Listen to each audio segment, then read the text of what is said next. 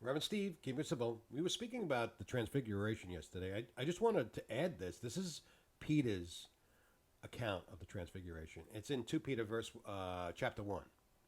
And it's quite amazing, really. And I put the two together today. I was like, oh, let me finish that. I know Peter talked about it in one of his epistles. And let me set, we talked about the transfigure yesterday, and we're going to talk about Peter's account of it, which is quite amazing. So let's get right into this. So we're going to be in 2 Peter 2, 2 Peter chapter 1, I'm sorry, verse 17. And this is Peter's account of what happened that night and how it transformed him. Now, think about this. This is probably 20, 30 years after the event. How it transformed him. And I could think about things that when I first came to the Lord, transformed me.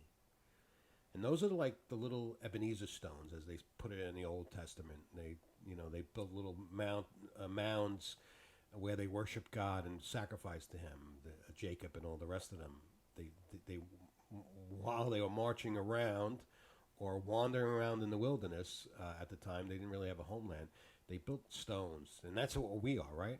We're wandering around in this wilderness, and God gives us stones, things that we remember, and this is Peter's. He remembers the transfiguration, and he recounts this right here, which is beautiful. And that's how we have to have our walk. If we've been in the Lord for many years, like myself, we remember God speaking to us. And I'm going to tell you, that is one way you know that it's God, because you remember it.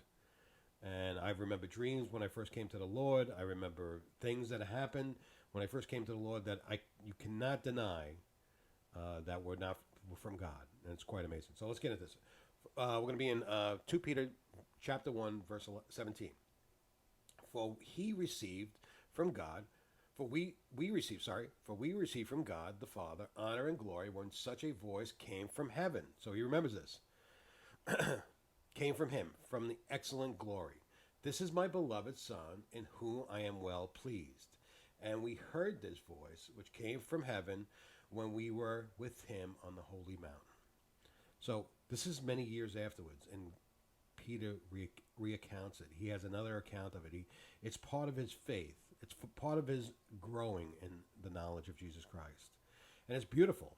It's beautiful that those stones, those things that God has laid, are always there.